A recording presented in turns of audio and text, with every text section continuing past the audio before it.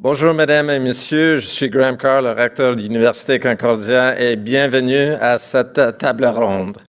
Pour ceux et celles d'entre vous qui ne le savent pas, Concordia accueille plus de 50 000 étudiantes et étudiants sur ses deux campus ici à Montréal.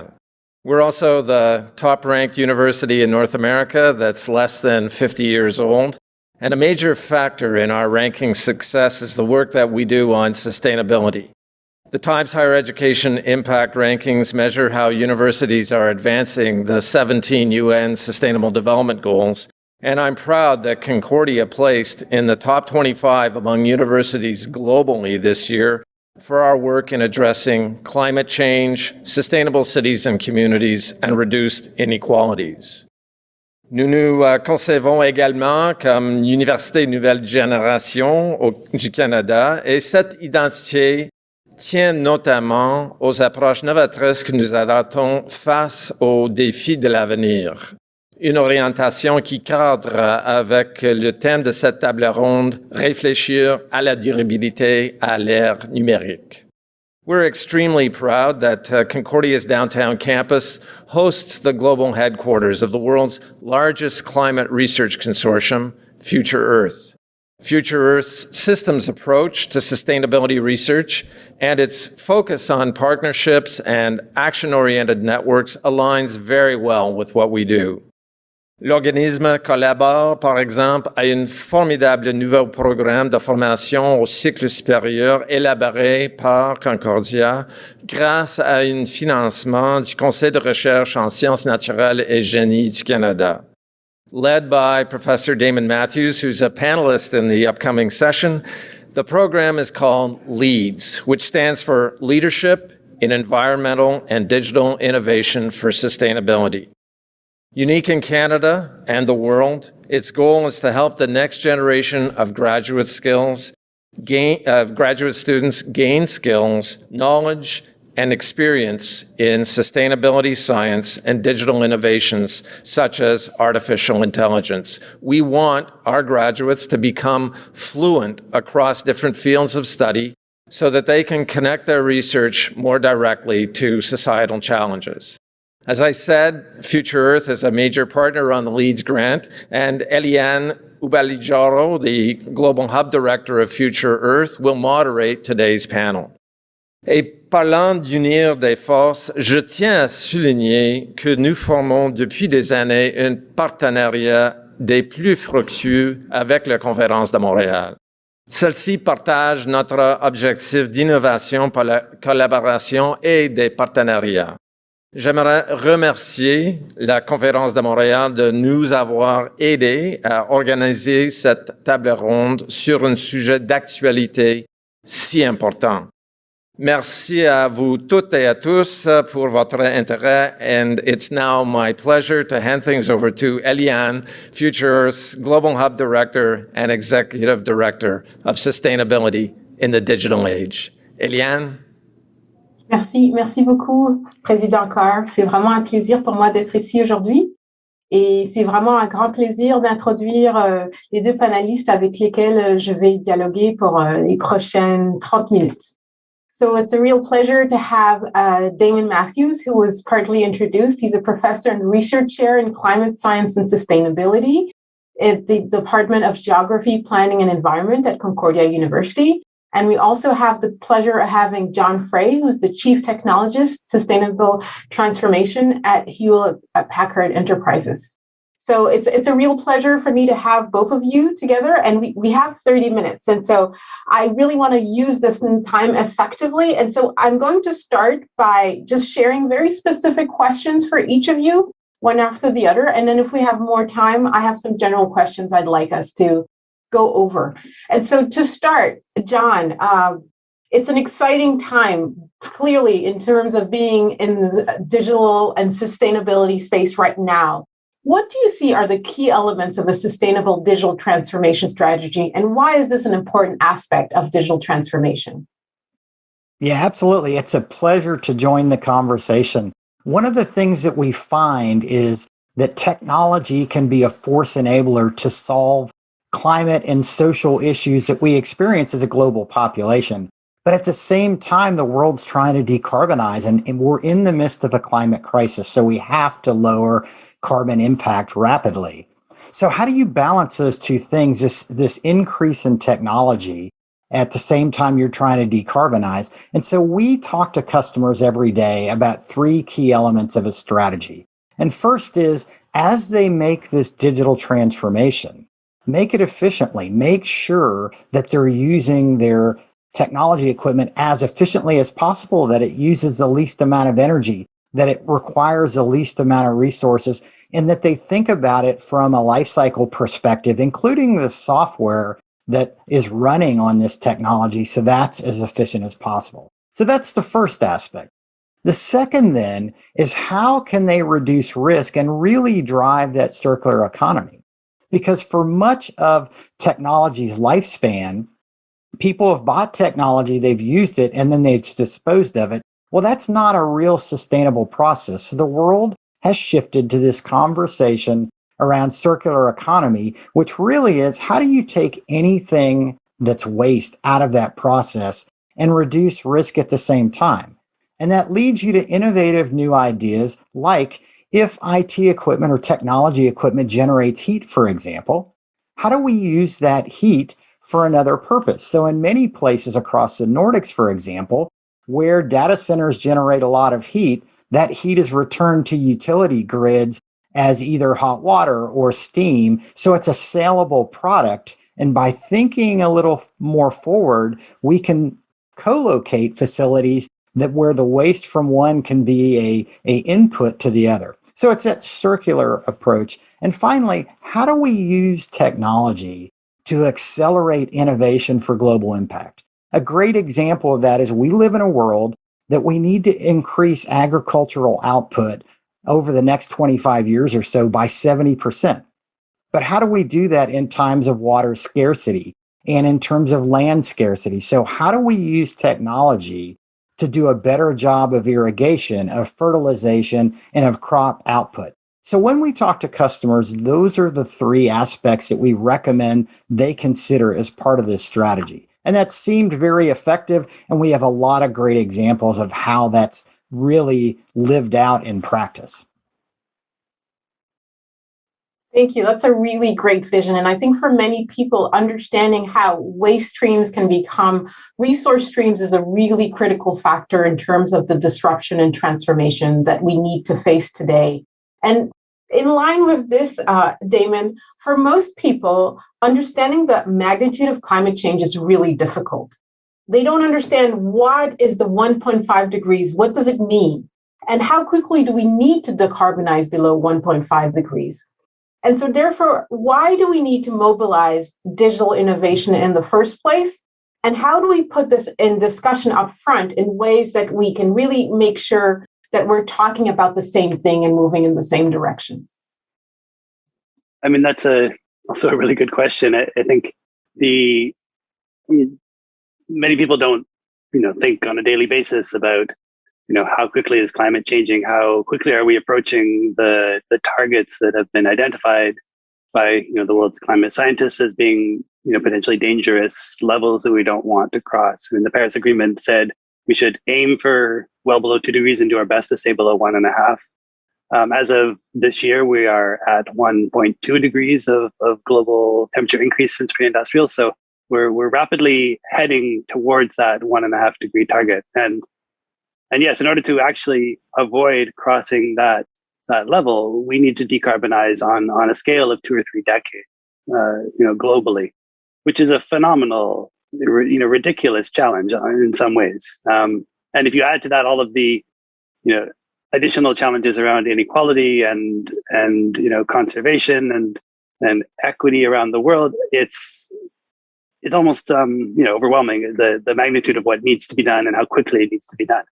And so, I mean, this is where, we really do need to mobilize everything we have at our disposal to meet this challenge. And, if you think of, technology and increasingly AI driven technology, I would say along with climate change is these are the two big forces that are shaping the world right now and will continue to shape the future. And so we absolutely have to figure out how to mobilize the first of these in order to mitigate the effects of the second, because otherwise we're heading nowhere good.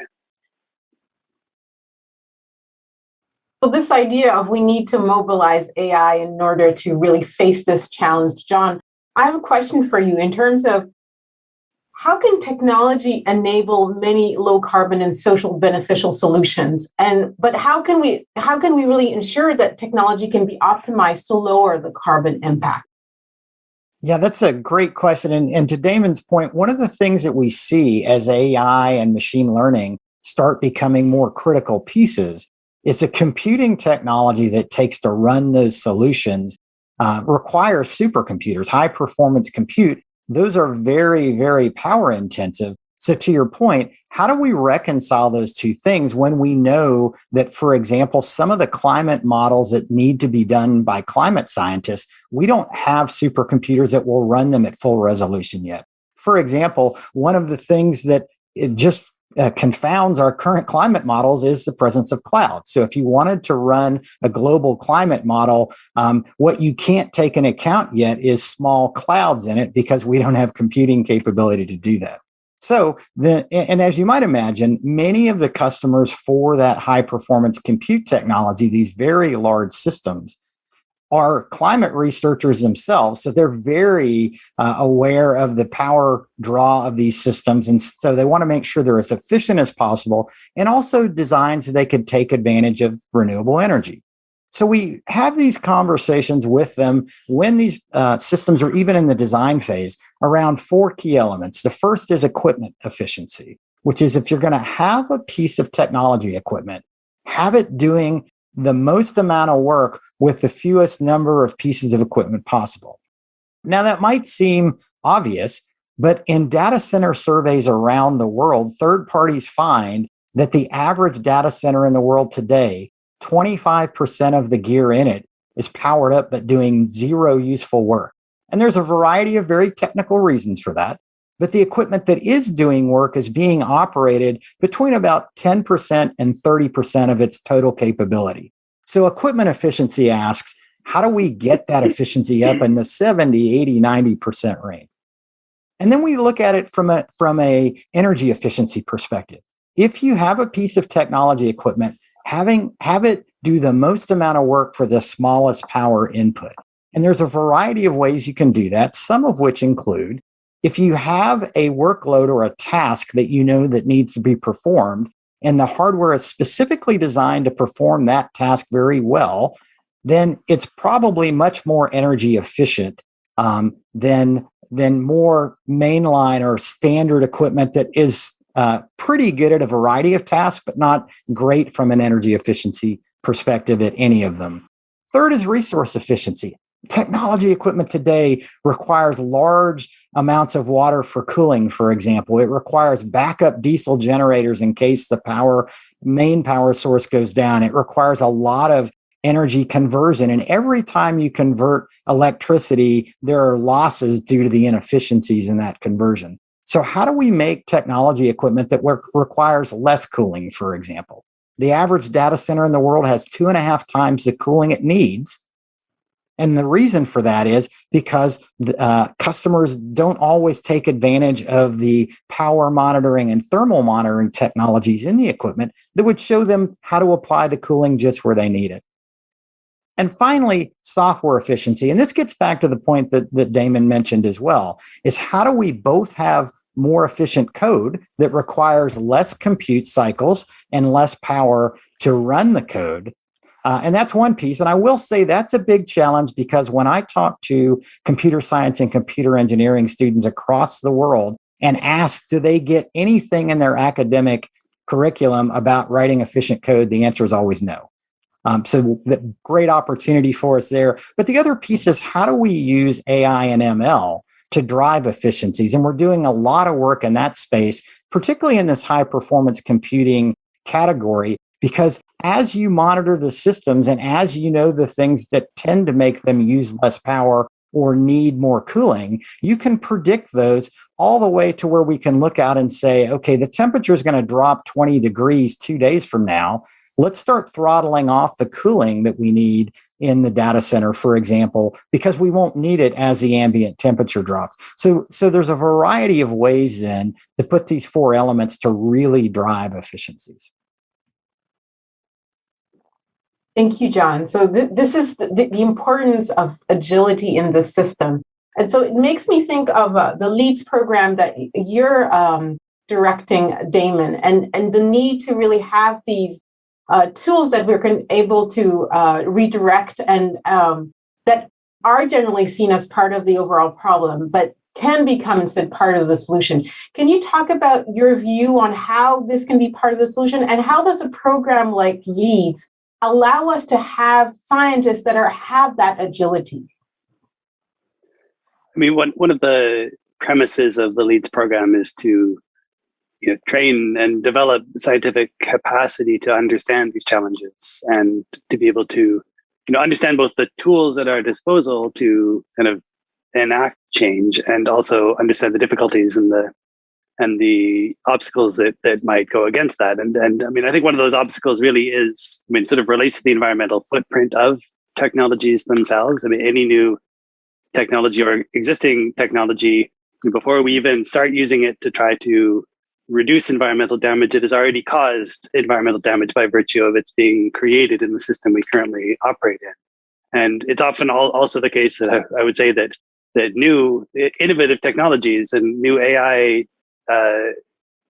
routines are the first thing that people do with them is to apply them to things that are furthering the environmental damages that we're trying to counter. And so there's it's kind of a built-in environmental debt associated with any new technology that we also have to. So I think part of the challenge is understanding what those impacts are of technologies, understanding how they have been used historically, understand how they are part of the system that is driving environmental change now, and then figuring out how to break that cycle and apply technologies in a way that can decouple the emissions from, or the environmental impact from the use of the technology itself.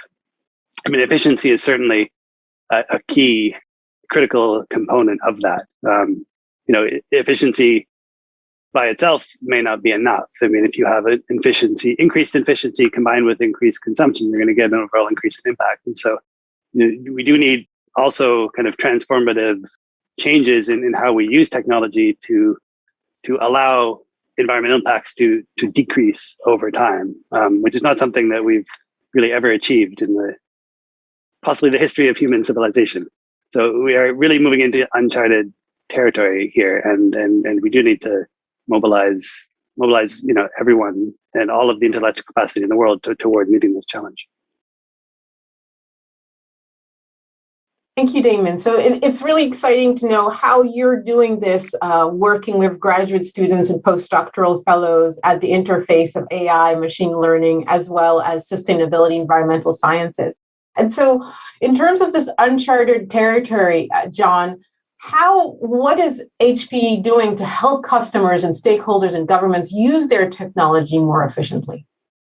Yeah, so it's a great question. And as Damien suggested, the first step is you don't have to try to recover or offset any carbon emissions that you never emitted in the first place. So the first question is looking from the solution backwards, or the business challenge backwards. What's the problem the customer is actually trying to solve? And is a technology solution the best answer in that case or not? A great example of that you read a lot about is blockchain. And yet some very high number, 70, 80% of blockchain implementations around the world fail. Why? Because blockchain wasn't really really the right solution for the problem that was posed. It was the latest cool technology people heard about. So part of this is working with the customer to make sure we truly understand what they're trying to do first and foremost.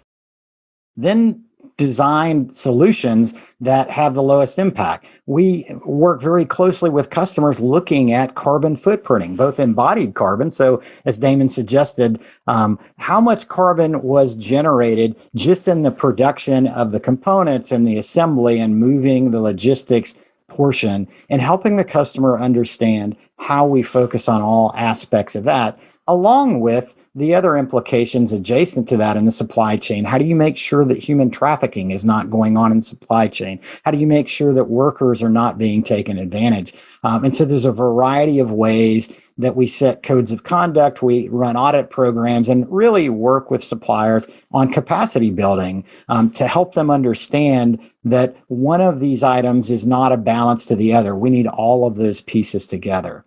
And then working with the customer, helping them understand, okay, based on this technology solution, how do we enable that to be used? If you're going to consume energy, how do we use renewable energy in that case? And how do we bring net new renewable energy onto the grid versus just taking advantage to what's there? Because again, we're nowhere where we need to be in terms of decarbonization around the globe. And HPE sets an example by doing it ourselves. We've set science-based targets across our entire value chain, and we're the first to do that. We've asked our suppliers to set science-based targets. And so customers often then come to us and say, well, how do we get more aggressive on our neutrality goals or our renewable energy goals or even our science-based target goals? And often it's very, very helpful to go to a leadership team and say, this is not just what we're proposing, but here's another company that's walked down this path that is also a publicly traded company, has all the same business constraints. So we use ourselves as an example in many, many cases to work with our customers as a firsthand example. And for us, we've been engaged in the sustainability world as in our company for 64 years now. So we have a lot of experience about both what worked very well and what didn't, and we'd recommend our customers never do because we've learned our lessons from that. The other part of that is sharing those lessons out because we believe that partnership is leadership. So sharing our experiences with customers and governments and stakeholders to say, let's come together to solve this challenge because any one company trying to solve it themselves is not going to be successful. So I really like this vision of partnership as leadership. And I just have a quick follow-up question in terms of customers, stakeholders, and governments. Do you see a different way of operating with governments versus other types of stakeholders? You know, initially, there, particularly in a US context, a little bit so in Europe as well, there was some belief that publicly traded companies or private corporations were not very interested in solving the climate problem. And so one of the things that HPE did very early is raised our hand, particularly when the US government pulled out of the Paris Agreement early on. We were part of a group of companies called We're Still In. And we very publicly said, no, we have made climate reduction commitments. They're global commitments. We've made them to our customers. And we're going to stand up very publicly and say, no, we are in support for decarbonization activities in a variety of senses. And so doing that, I think, changed some of those mindsets. At the same time, our government customers, frankly, have come to us and said, hey, you guys make this technology. Can you help us use it more efficiently? So I've had the pleasure of having conversations at the White House, in the EU Parliament, in Brussels, and even across APJ as a region, talking to government officials saying, look, here's the approach that seems to work. Here's some of the unintended consequences of what you may be thinking about. So let's help you shape that legislation so that you don't have very many unintended consequences, but in fact, you get the outcomes you want. And as the governments around the world realize we're there to help them and share our experience with them, it's been a really collaborative relationship that continues today. That's very beautiful, John, because the idea of we're in it together. And I really like that because the importance of continuity and how do we ensure continuity in the system, no matter what happens in terms of changes in terms of governments that may not align with the Paris agreements or not. How do we continue and inspire change, and how do we lead it in ways that people know that they can come to you for support, for advice, for experience? And I really love this idea of the importance of looking at unintended consequences. And so one area I'd like to ask you about, Damon, is how can we break the cycle of some new technologies first being used to exacerbate environmental changes? You've mentioned that earlier a little bit, before we get around to trying to use the same technology to mitigate those very damages? I mean, I think that's if we can answer that question, it will be a long way towards, solving the sustainability challenges that we're faced with right now. I mean, it's a pretty fundamental problem, I think, and I don't know if I have the answer to it. I mean, it also plays out interestingly in questions of inequality, social inequality. I mean, the COVID experience of the last year and a half, in a lot of ways, this was a digital coming of age for the world. We've all migrated onto online platforms. We've all learned how to use Zoom, better than we ever thought we would need to in our entire lives. And I mean, there's a lot of, pluses that come out of this, but it's only actually a small subset of the world that has actually been able to capitalize on this learning experience. And so, in some ways, the COVID experience has, via our reliance on technology, has exacerbated global inequalities. And this is one of the effects of technology if it is not, directed otherwise. And so, whether it's social inequalities or environmental damage, we really have to understand and be conscious of the ways in which technology can make the world a less good place if we want to be able to use those same technologies to make the world a better place. And I don't have the answer for how to do it, but I know it's a really key part of the equation if we're going to effectively leverage the digital revolution to try to solve environmental challenges. Thank you, Damon. And this idea of less good versus how do we actually bring about exponential change? And exponential change requires collaboration and all of us coming together.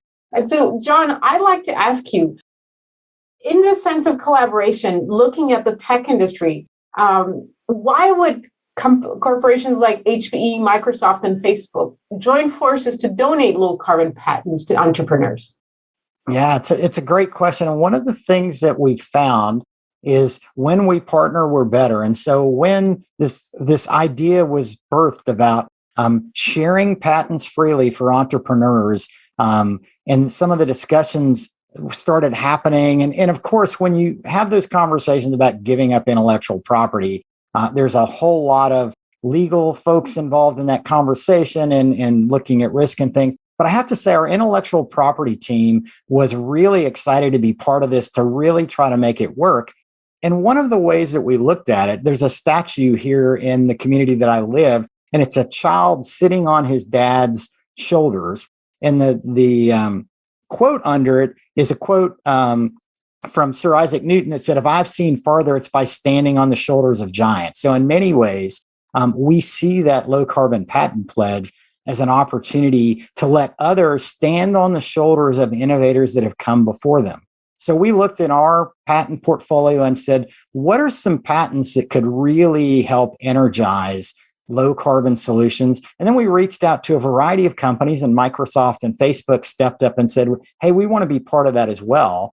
And then we talked to American University, and they said, look, we'll host all of these patents for you. So at lowcarbonpatentpledge.org, you can see today 425 patents that are freely available for entrepreneurs to use to drive that acceleration. So that's one example. Let me give you another real life example in supply chains. To the point that Damon was making, we don't want to be less bad. We want to be more good.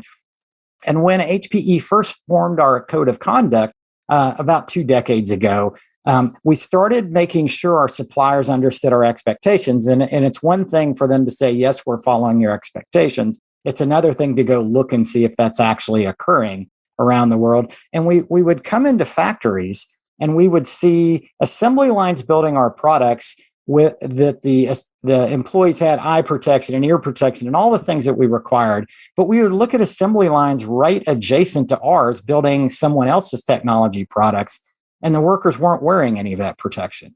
And so we said, well, wait a minute, why is it that these workers need protection and those don't? And the answer we got was that company doesn't require us to do that. And so we had to take a step back and say, well, wait a minute, that's not really what we're after here. We're really after improving working conditions and treatment about employees around the globe. So we got our industry together and said, how about we have an industry code of conduct? And let's have the same set of expectations. It's good for us because we send a common message to our common supply chain. It's good for the supplier because they don't have to respond to audit requests from each customer that they service.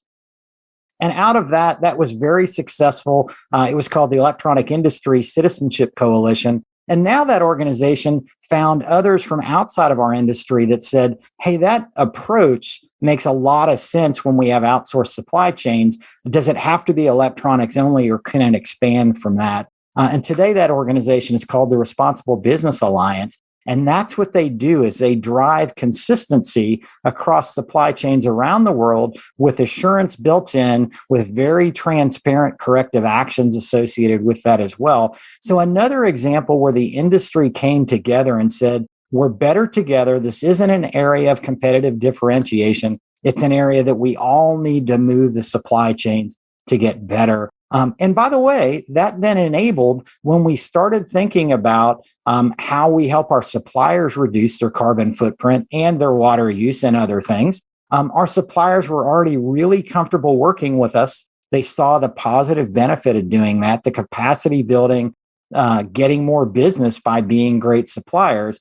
And so when we came to them and said, we want to now measure your carbon emissions, they said, great, let's figure out how to do that. And then when we started to ask them to set science-based targets, they said, we don't know what that is in most cases, but we know you've got a long track record now of helping us get better. So let's go figure out how we do that together. Thank you, John. So we're about to close our part of this event. And I just want to have one last question, and I'm just going to give each of you 1 minute, and we'll start with Damon.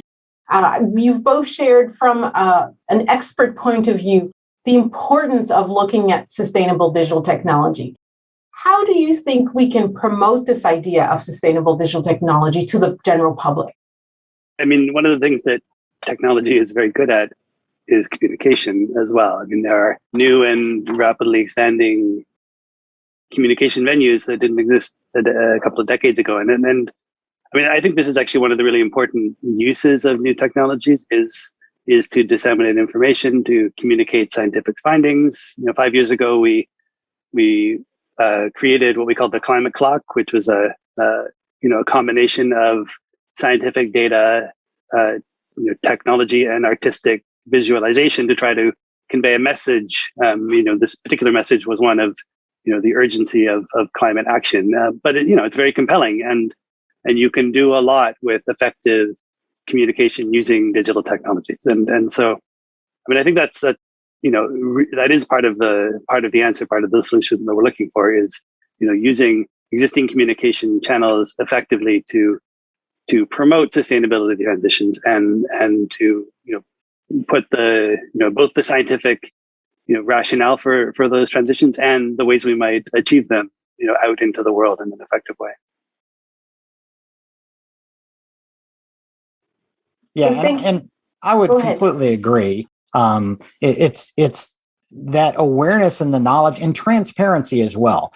When one very popular Instagrammer can post a message and to a very large follower base and use more power than a small city, I don't think that folks always understand that. So understand the implications of your use of technology. Manufacturers can drive a lot of efficiency, but as Damon said, that doesn't solve the whole problem. We have to understand the implications of our use of technology as well. it's a tough challenge, but I believe we can come together, and it takes all of us to figure out how to do that and do it effectively. And with any communication challenge, be very consistent about talking about that message and continue talking about it as well. Great. So we've been given a few more minutes. And so I just realized how important this discussion is. And Damon, I just want to go back to this idea of climate clock and how the importance of bringing art, communications, and technology together. And I really think there's something very critical about how do we translate what everybody is listening to, what we're hearing of the IPCC report and the confusion and the importance of scaling literacy.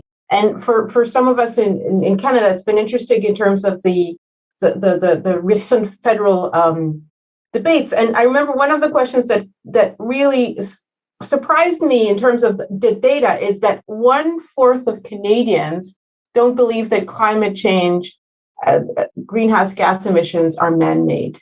And so how do we convey the importance of our actions at this critical time? So one last question before we wrap up. I mean, that's also one of those questions that if we could answer it effectively, we would solve a lot of the world's problems. I mean, the clock that we created, we created it as a website.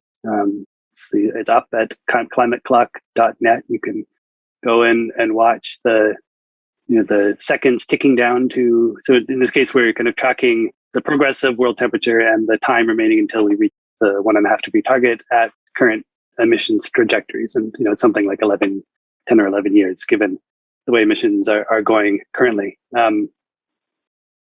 But yeah, how do we effectively do that? I mean, how do we communicate urgency? I mean, one of the other things that I think I've taken away from the COVID pandemic is that, if you have 90% support in the public for rapid, ambitious government policy on some issue, there's a lot that you can accomplish in a very short period of time. And the fact that 25% of Canadians are actively in, potential denial of climate change or, opposed to action.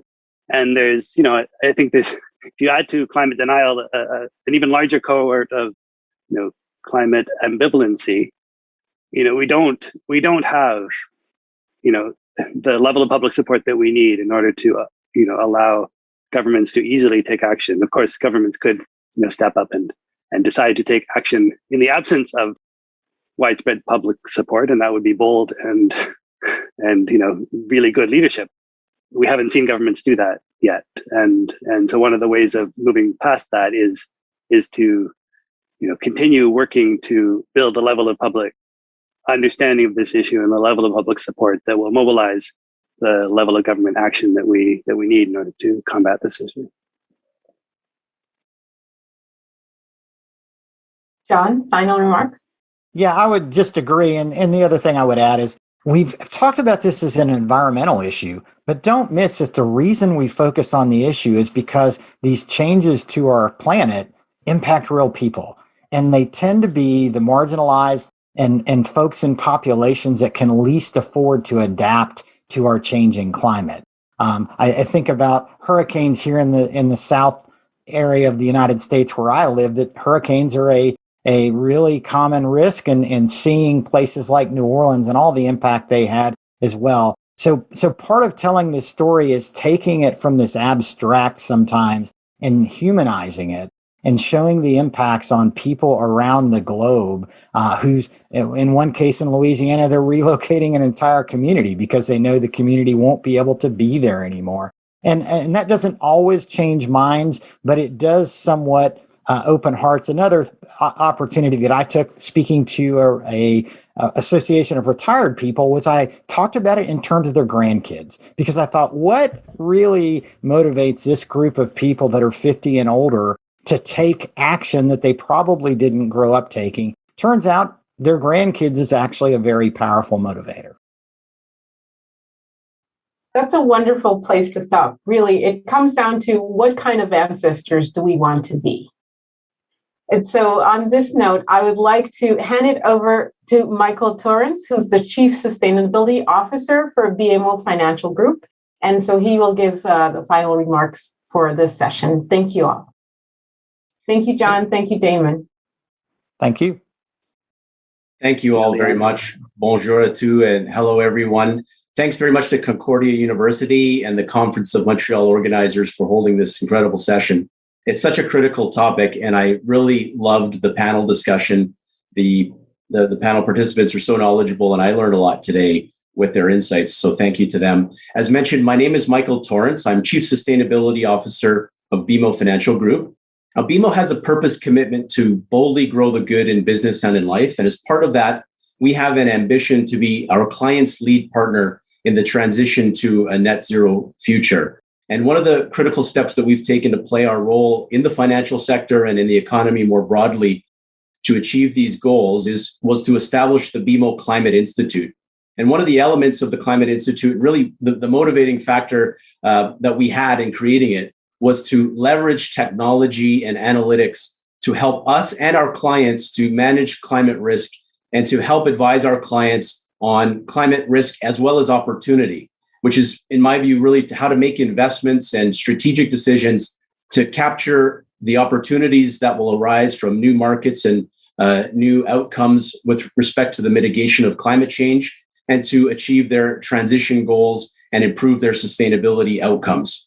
And so one key element of this that really I think came out in the discussion today was the use of technology. And we've been, for example, trying to pioneer geospatial modeling to understand climate risks and impacts as they affect physical assets or activities, and to try to learn new ways to use digital technologies to optimize carbon sequestration, forestry, and land management. And importantly, to me and some of the work we're doing, to understand impacts on biodiversity and to be able to leverage data and technology to address that challenge, which is a huge topic that I think is really as important as climate change and totally integrated into it in terms of us creating a sustainable future.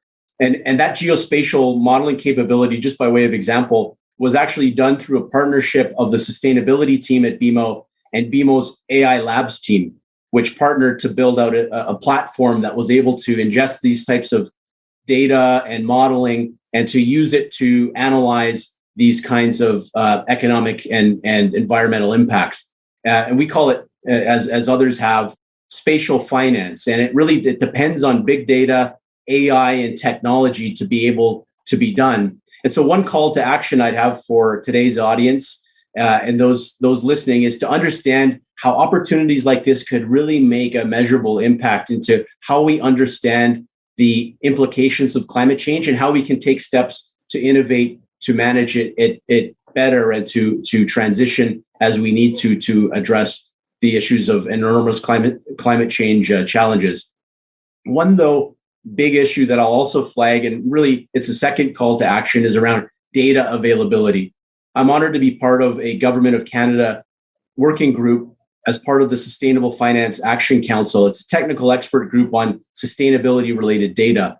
And the work of that group is going to include considering data gaps and ways to close them. This is a huge and complicated challenge. We really need more data when it comes to emissions, the locations even of assets, how to analyze those for climate-related risks and adaptation opportunities, and to understand the economic implications of transition. There's not really going to be a single actor that will be able to close that data gap. It's going to really take a comprehensive partnership between the public sector, private sector, and academia to enable the solutions and information we'll need to achieve our climate goals. So this kind of a forum is a perfect example of the type of convening and thought leadership we'll need to have to address that very significant challenge.